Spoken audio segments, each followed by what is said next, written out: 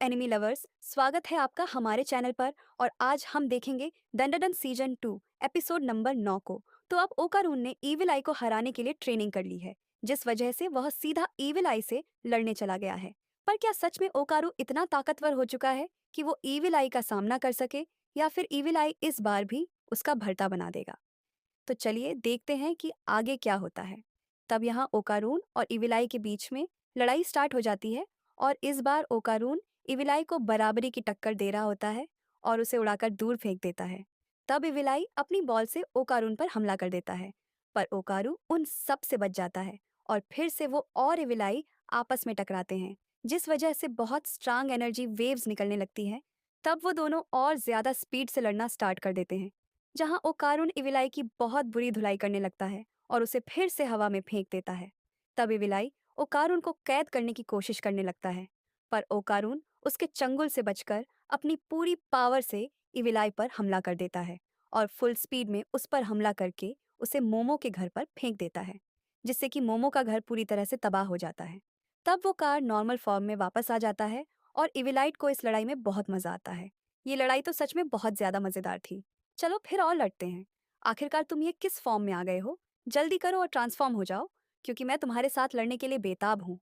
तब आयरा को ओकारून की चिंता होने लगती है, क्योंकि इस टाइम ओकारून दोबारा से ट्रांसफॉर्म नहीं हो सकता। पर ओकारून फिर भी किसी को भी लड़ाई के बीच में आने से मना करता है। तब मोमो ग्रैंडमा को ओकारून की मदद करने के लिए कहती है। तब ग्रैंडमा उसे बताती है कि अगर उन्होंने ओकारून की मदद की तो उन्हें ईविल आई को खत्म करना पड़ेगा। तो लड़ाई की वजह से वो कारण बहुत ज्यादा थक चुका होता है, और ईविल आई उसके पास आकर उसे जल्द से जल्द ट्रांसफॉर्म होने के लिए कहता है, ताकि वो उसके साथ लड़ सके। बिल्कुल भी नहीं, मैं तुम्हारे साथ बिल्कुल नहीं लड़ूंगा, क्योंकि मुझे कमजोरों को बुरी करना बिल्कुल पसंद नहीं है। हमारी लड़ाई से मुझे पता लग चुका है कि तुम बहुत ज्यादा कमजोर हो, तो इसीलिए मैं तुमसे नहीं लड़ूंगा। आखिरकार तुम कमजोर किसे कह रहे हो? मैं बहुत ज्यादा स्ट्रांग हूँ। नहीं, तुम कमजोर हो।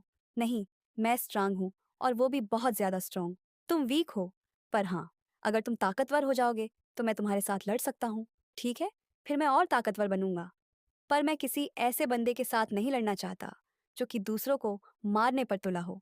तो इसलिए अगर तुम मुझसे वादा करोगे कि तुम सिर्फ मुझसे ही लड़ोगे और किसी ह्यूमर पर हमला नहीं करोगे, तो मैं तुमसे लड़ने के बारे में सोच सकता हूँ। तब इसके लिए ईवला आई मान जाता है। तब वो कारून ईविलाई के आगे एक और कंडीशन रख देता है, जिसके अकॉर्डिंग वो हफ्ते में सिर्फ उसके साथ एक ही बार लड़ेगा, जिसके लिए ईवला आई बिल्कुल नहीं मान रहा होता। पर ग्रैंड माँ यह देखकर हंसने लगती है।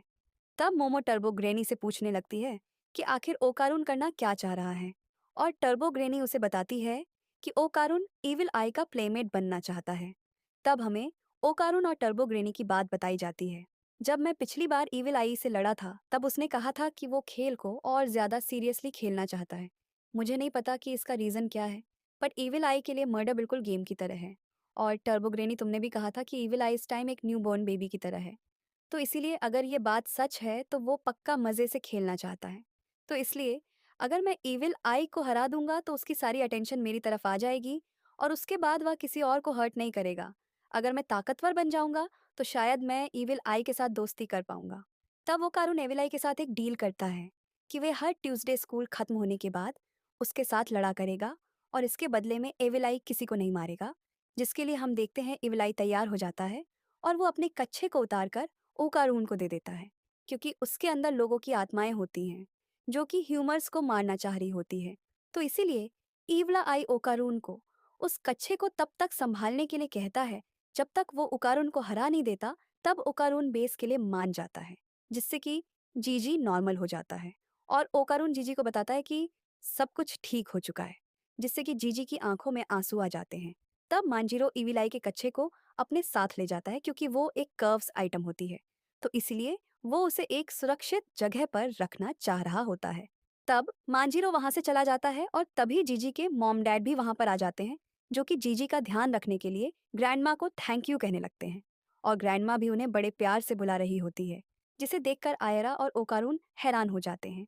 तब ग्रैंडमा जीजी को अपनी स्पिरिचुअल एनर्जी पर काम करने के लिए कहती हैं, और जीजी सभी को थैंक यू कह के अपनी फैमिली के साथ वहां से चला जाता है। तब आयरा भी सामान उठाकर वहां से चली जाती है, हमें यहाँ पर रखने के लिए थैंक यू मोमो।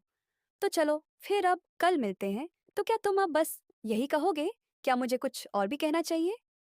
तब मोमो और उकारुन एक दूसरे को देखकर शर्माने लगते हैं और आयरा उन दोनों के प्यार के बीच में आ जाती है और मोमो को रोकने लगती है, जिस वजह से उकारुन आयरा को लेकर वहां से चला जाता है। पर तभी मोमो और बाकी सभी लोग देखते हैं कि उनका तो घर बचा ही नहीं, जिस वजह से ग्रैंडमा सबको हॉट स्प्रिंग पर चलने के लिए कहती हैं और हम देखते हैं वो पूरा दिन हॉट स्प्रिंग में अलग अलग चीजें कर रहे होते हैं। तब घर जाते हुए मोमो को पता चलता है कि अब उनके पास घर बनाने के पैसे हैं ही नहीं, जिस वजह से वो अपनी ग्रैंडमा को ज्यादा मेहनत करने से मना करती है। तब वो लोग घर वापस चले जाते हैं, जहाँ पर एक एलियन उनका इंतजार कर रहा होता है और मोमो और ग्रैंडमा सीधा उसे एक लात मारती हैं। आखिरकार तुम यहाँ पर कर क्या लाए हो?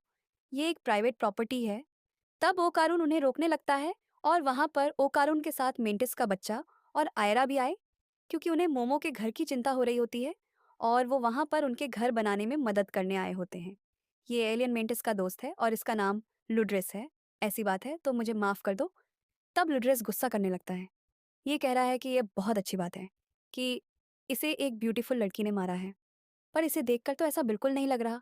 ऐसा लग रहा है कि आहा, कि ये बस हमें मारना चाहता है। ये एक कंस्ट्रक्शन स्पेशलिस्ट है और ये आपके घर को आराम से बना देगा। तुम्हें ये सब कुछ करने की कोई ज़रूरत नहीं है। मेंटस जाओ अपने बच्चे के साथ खेलो। मैं हमेशा से आपका कर्ज़ उतारना चाहता था, तो इसलिए प्लीज़ मुझे ये करने दीजिए।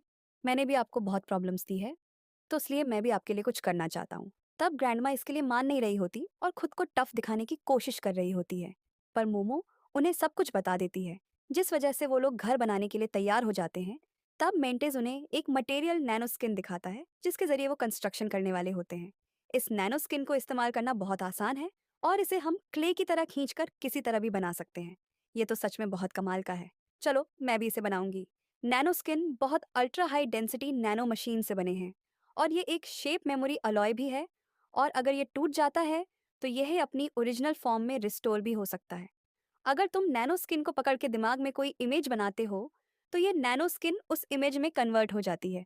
तब वो लोग इसी तरह पूरे घर को बनाना स्टार्ट कर देते हैं और अगले दिन वो पूरा घर बना के कंप्लीट कर देते हैं। पर लुड्रिस का गुस्सा अभी भी शांत नहीं हुआ होता। तब मोमो सबको थैंक यू कहती है और आयरा वापस चली जाती। मुझे खुशी है कि तुम्हारा घर ठीक हो गया है मोमो। यहाँ पर रहकर तो मुझे ऐसा ही लग रहा था जैसे कि ये मेरा ही घर है, तो इसलिए मुझे बहुत अजीब लग रहा था जब ये टूटा हुआ था। ये जगह देखते ही देखते हम लोगों के लिए खास जगह बन गई थी, तो इसीलिए हमें इसे प्रोटेक्ट करना होगा और तुम यहाँ पर कभी भी वापस आ सकते हो कार। जिसे सुनकर वो कारुण खुश हो जाता है और सभी लोग वहाँ से चले जाते हैं। तब यहाँ जीजी की फैमिली भी घर जोड़ने के लिए सामान लेके मोमो के घर आ जाती है और उन्होंने बेचारे जीजी को भागने पर मजबूर कर दिया होता है, जिस वजह से जीजी की बैंड बच चुकी होती है। तब वो वहां पर देखते हैं कि उनका घर तो पहले ही बन चुका है, जिस वजह से मोमो उन्हें सारी कहानी बताती है और उन्हें चुप रहने के लिए कहती है, क्योंकि ग्रैंडमा अभी भी सो रही होती है। तब अगले दिन मोमो और जीजी स्कूल जाने लगते हैं। तो जीजी, आखिर का इविल आई कैसा है? वैसे तो मैं काफ़ी बार इविल आई में कन्वर्ट हुआ था, पर उसने कुछ भी नहीं किया और वह अपने प्रॉमिस को भी निभा रहा है। मुझे नहीं पता कि ये मेरी ट्रेनिंग की वजह से है, पर मेरा और इविल आई का कनेक्शन बहुत स्ट्रॉन्ग हो रहा है और मुझे उसके इमोशंस भी समझ में आ रहे हैं और मैं बता सकता हूँ कि उसे किस चीज़ में मज़ा आ रहा है।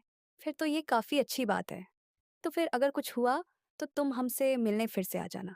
मोमो, मुझे तुमसे कुछ पूछना था। क्या तुम्हें किसी से प्यार है? तो यह सुनते ही मोमो बहुत ज़्यादा शर्मा जाती है और शर्म की वजह से जीजी को मारना स्टार्ट कर देती है। तब वहाँ पर स्कूल की बाकी लड़कियाँ आकर भी जीजी को घेर लेती हैं, जिस वजह से मोमो वहाँ से खिसक लेती है।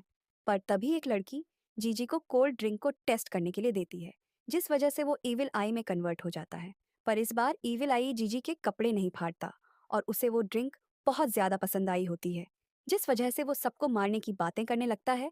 तब मोमो उसे वहाँ से खींच कर ले जाती है और हम देखते हैं जैसे ईविल आई फुटबॉल को देखता है, वैसे ही वह फुटबॉल को खेलने चला जाता है, जहां पर वह गोलकीपर को गोल के अंदर ही पहुंचा देता है और धीरे धीरे करके बाकी लोगों को भी गोल के अंदर पहुंचा देता है।